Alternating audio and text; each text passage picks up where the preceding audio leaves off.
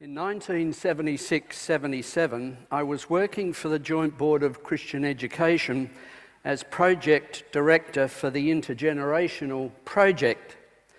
My task was to develop resources for churches in Australia and New Zealand in intergenerational worship and learning experiences. One of the seminal resources in my thinking as I took up that task was John H. Westerhoff's book, Will Our Children Have Faith? Interesting question. Some of Westerhoff's work was based on research that was being conducted at the time at Harvard University by Professor James Fowler into faith development. Professor James Fowler had based his research into stages of faith on the earlier work of Kohlberg's moral development theory and Erickson's psychological development theory. We need then to ask the question, what do we mean by faith? We begin by acknowledging, of course, that faith is a human universal. I mean by that wherever we find human beings, our species is marked by a number of common features and dimensions of struggle and awareness. We are marked with the burden of having to make life-defining choices under conditions of uncertainty and risk. And we also live with a disconcerting duality. We have imaginations, intuitions, and moments of awakening to which we can only attribute the word mystery. And yet, our feet are mired in the clay of everyday life. Getting and giving, spending and being spent. And we attach to each other in love to share our visions of ultimate destiny. We are language-related, symbol-born and story-sustained creatures. And we are creatures who live by faith. And for 300 millennia, faith has been the province of religion. Faith has been religious faith, from the first cave burials right through to Notre Dame Cathedral in Paris. In English, of course, we use the word faith, we use it as a noun. It can be made into the adjective, faithful, or the adverb, faithfully. But there is no convenient English term for describing the activity of faith, the state of being, or the quality of participation, which is faith. We need to begin to think of faith as a verb, something that we do. We may also begin to think of faith as a way of knowing, a way of construing or interpreting our experience.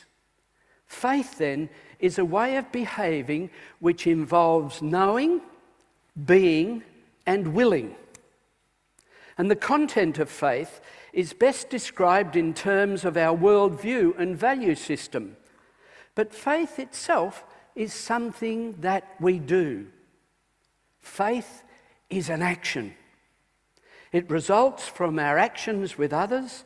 It changes and expands through our actions with others, and it expresses itself daily in our actions, our interactions with others. And we also need to differentiate faith from belief. Belief is one of the important ways of expressing and communicating faith, but belief and faith are not the same thing. Since the Enlightenment of the 18th century, many people have come to understand belief as intellectual assent to various propositions with limited proof. Faith, however, is deeper than belief. We hope our beliefs are congruent with and expressive of our faith. But faith is deeper and involves unconscious motivations as well as those that we can make conscious in our belief and in our action. James Fowler gives us three dimensions of what he calls a living faith. First, he suggests that faith is a dynamic pattern of personal trust and loyalty to a centre of value. We rest our hearts, we focus our life in persons, causes, ideals, or institutions that have great worth for us.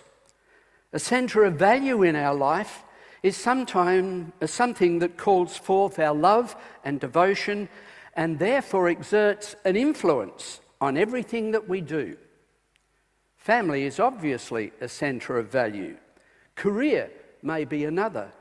And perhaps St. Michael's and the community here may be another for many people. Second, faith is trust and loyalty to images and realities of power. We all live in a dangerous world. We are vulnerable to arbitrary power and destruction. How then do we align ourselves in such a world so as to feel sustained in life and in death? The Lord is my shepherd, the psalmist wrote, I shall not want. That is a statement of alignment with power and placing our reliance on something that is beyond ourselves. But we could also say, my share portfolio is my shepherd, I shall not want. Or as a nation, we could say, the 42,000 people in our armed forces is my shepherd, we shall not want. An important question for faith then is, in what centres of power do we align ourselves in order to feel secure? And thirdly, faith is trust and loyalty to a shared master story or narrative. Faith, therefore, has a covenantal dimension to it. We cannot be Christian alone, in spite of people saying, well, it's my personal belief and I can be a Christian without going to church, fine. But faith involves trust in and a loyalty to other people. But that faith and trust with others is confirmed and deepened in our shared trust and loyalties to our centres of value, images of power, and stories that transcend us as individuals and bind us together in our common community. When we consider our journey in faith, James Fowler has 7 stages. I'm not going to go through them this morning. If you're interested, you could Google them and have a look at them yourself. But I'd like to think of them as styles of faith rather than stages. And I need to say that no stage or style of faith is any better than another. So there's no judgment as to which stage or style you may be in. We can talk about experienced faith. During early childhood, children typically act with experienced faith. A child explores and tests, imagines and creates, observes and copies. The actions of children influence those around them, and the actions of others influence them. Experienced faith results from our interactions with other people of faith, to live with others in Christian ways, to put our words into deeds and our deeds into words, to share life with one another, to be open to the influence of others and to interact with others in a community of faith is to provide the necessary environment for experienced faith.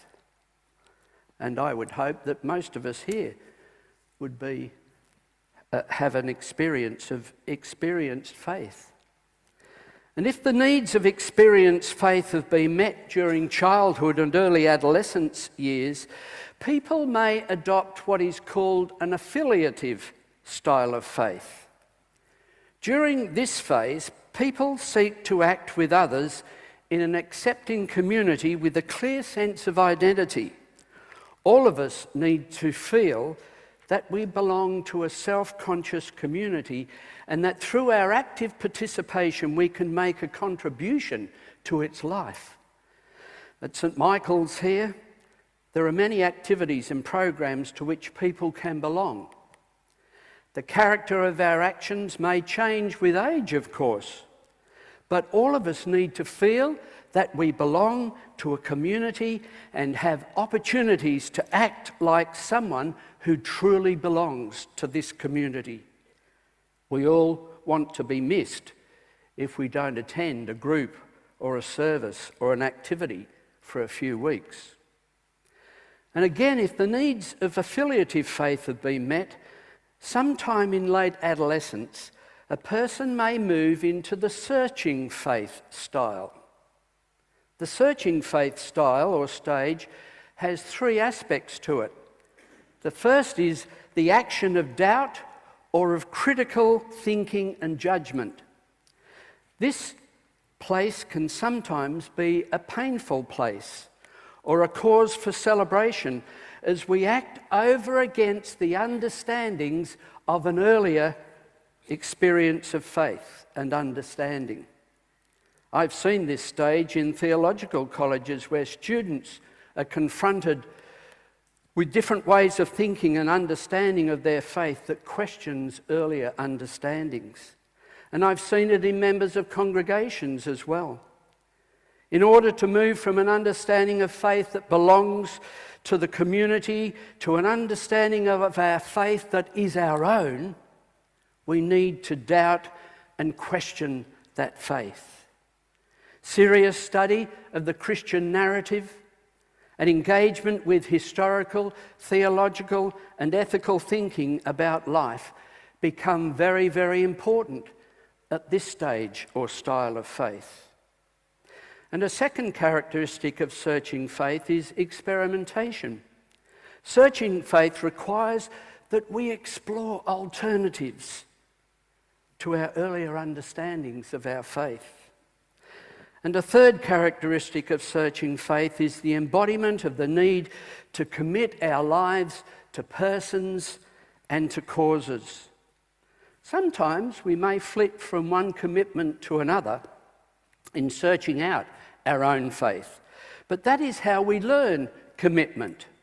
Some people stay in the searching faith phase all of their lives. As a faith community, we need to support people who are going through this style of faith.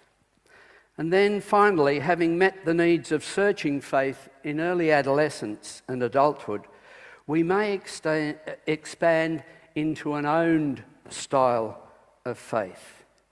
Sometimes this has been called conversion, of course, which may occur over a period of time or suddenly.